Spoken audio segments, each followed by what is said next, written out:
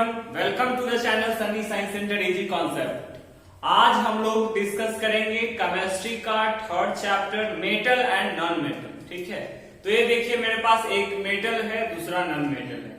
आज इसी के रिगार्डिंग है ना इंट्रोडक्शन पार्ट देखेंगे कि किस प्रकार से ये जो है मेटल है और एक किस प्रकार से ये नॉन मेटल है, इसके रिगार्डिंग हम लोग बात करेंगे। सो वीडियो के साथ बने रहें ताकि आपका कॉन्सेप्ट क्लियर हो जाए। तो देखिए, सबसे पहली बात इस चैप्टर में जो पढ़ना है हमें वो है मेटल एंड नॉन मेटल के बारे में। ठीक है, मेटल्स क्या है, नॉन मेटल्स क्या है, उसके रिगार्डिंग। तो मेटल्स क्या है, आप देख रहे हैं कि metals are those element which have tendency to lose electron, है ना। मेटल्स वैसे एलिमेंट हैं जिसके पास टेंडेंसी होता है इलेक्ट्रॉन को लॉस करने का। ठीक है, तो एक्चुअली आपको कम से कम 1 से 20 तक एलिमेंट याद करना होगा। इसके रिगार्डिंग मेरा एक वीडियो है जिससे देख सकते हैं बेसिक कॉन्सेप्ट ऑफ साइंस। ठीक है, उसमें इसके बारे में मैंने फॉर्मेशन तक के बारे में बताया है, इलेक्ट्रॉन होता क्या है, वो बेसिक रिगार्डिंग वीडियो था। ठीक है,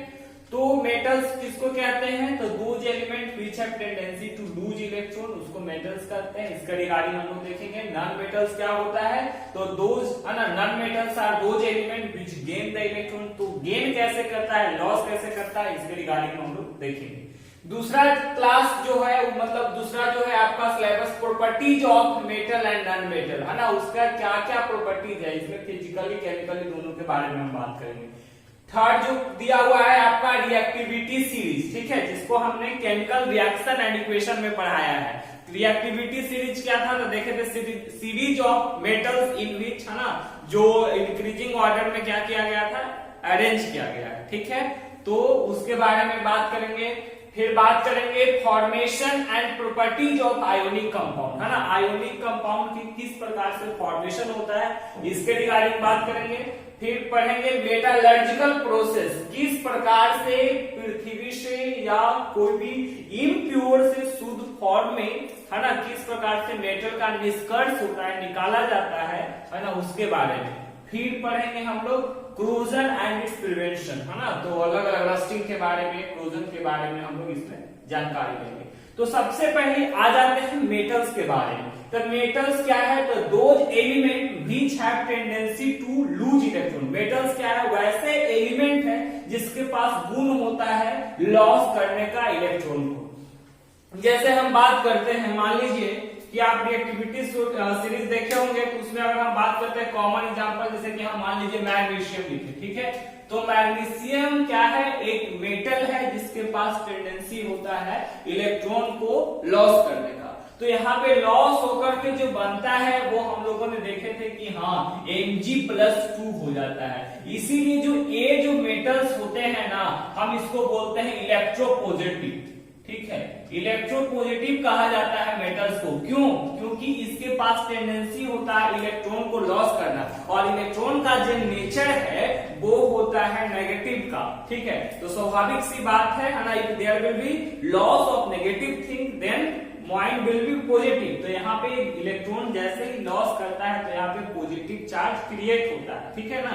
अगर हम कॉमन एग्जांपल अगर ऐसे आपको हम दिखा सकते हैं इसका फॉर्मेशन, जैसे कि देखिए अगर हम नॉर्मल सिर्फ Mg लिखते हैं, मैग्नीशियम लिखते हैं, तो इन केस में इसका जो Z यानी कि एटॉमिक नंबर है होता है वो 12 हो गया।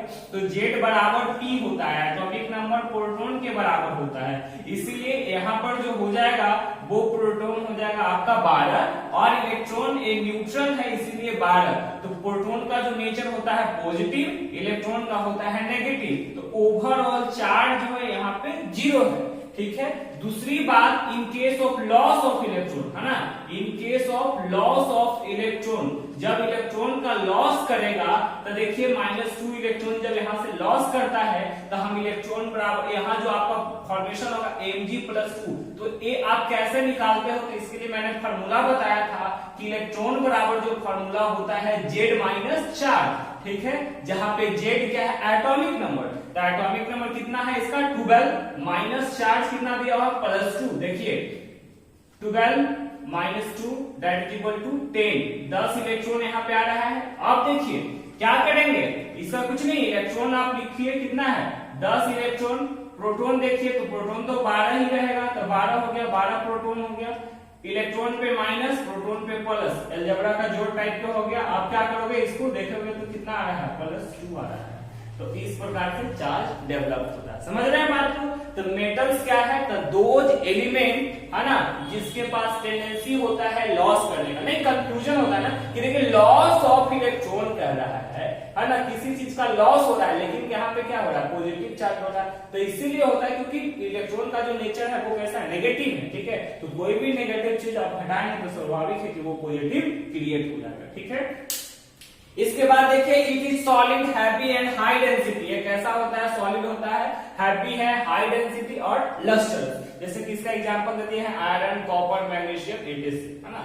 इस प्रकार से सॉलिड मेटल्स के बारे में हम लोगों ने देखा। दूसरा है नॉन मेटल्स। नॉन मेटल्स क्या है, तो non metals are those which gain the electron, है ना। वैसे कहते हैं, वैसे को कहते हैं जिसके पास टेंडेंसी होता है इलेक्ट्रॉन को गेन करना, प्राप्त करना। तो कॉमन एग्जांपल इसमें भी देखिए, मान लीजिए कि अगर हम क्लोरीन के बारे में बात करते हैं, ठीक है, तो इसमें आप देखे होंगे फॉर्मेशन क्या होता है, Cl- होता है। तो ये होता क्या है कि जब इलेक्ट्रॉन एक गेन करता है, प्राप्त करता है। तो आप देखिए क्लोरीन के बारे में अगर हम चर्चा की, इसका जो Z बराबर यानी कि एटॉमिक नंबर 17 है, यहाँ पे आप यहाँ पे जब 17 है तो Z बराबर P होता है, ये तो जानते हैं, ठीक है। Z जो है एटॉमिक नंबर जो है प्रोटॉन की संख्या के बराबर होता है। तो प्रोटॉन यहाँ पे आपका कितना हो जाएगा, 17 हो जाएगा। इलेक्ट्रॉन देखिए तो यहाँ पे कोई चार्ज नहीं है, इसका मतलब ये 17, इसका नेचर प्लस, इसका नेचर माइनस, ओवरऑल चार्ज 0। लेकिन जब गेन ऑफ इलेक्ट्रॉन, एक इलेक्ट्रॉन प्राप्त करेगा, तो इसका जो फॉर्मूला होता है Z- चार्ज, ठीक है। Z- चार्ज इसका फॉर्मूला होता है। Z क्या है यहाँ पे, तो Z होता है एटॉमिक नंबर, तो 17 है। चार्ज देख रहे हैं आप कितना है, माइनस, अब कुछ नहीं छिपा होता, 1 है, तो -1। आप देखिए 17 माइनस 1 +1 हो जाएगा, तो कितना हो जाएगा, 18 इलेक्ट्रॉन, देख रहे हैं यहाँ पे। अब देखिए प्रोटॉन बराबर हो जाता है किसका, तो प्रोटॉन बराबर होता है एटॉमिक नंबर के। एटॉमिक नंबर तो इसका 17 है, तो 17 ही रहेगा। लेकिन इलेक्ट्रॉन जो फॉर्मूला आया वो 18 है, इसका नेचर पॉजिटिव, इसका नेचर नेगेटिव। देखिए घटाकर तो ओवरऑल जोड़िएगा, यहाँ अलजेब्रा टाइप हो गया, तो -4। तो ये जो होता है ना, नॉन मेटल जो होता है वो क्या करता है, गेन करता है, जबकि मेटल क्या होता है, लॉस करता है। तो मेटल को इलेक्ट्रोपॉजिटिव कहते हैं और नॉन मेटल को इलेक्ट्रोनेगेटिव कहते हैं। नॉन मेटल को हम लोग इलेक्ट्रोनेगेटिव कहते हैं, इलेक्ट्रोनेगेटिव कहते हैं, ठीक है। मेटल्स क्या है, इलेक्ट्रोपॉजिटिव है, नॉन मेटल्स क्या है, इलेक्ट्रोनेगेटिव है। समझ रहे बात को, इस प्रकार से इसके बारे में हम लोगों ने देखा। तो देखिए नॉन मेटल्स क्या है, the non metals are those which gain electron, है ना। नॉन मेटल्स क्या है, तो वैसा एलिमेंट है ना, या वो है ना जिसके पास टेंडेंसी होता है इलेक्ट्रॉन को प्राप्त करने का। They are not malleable, malleable and ductile, हम लोग ये सब कैरेक्टरिस्टिक्स पढ़ेंगे।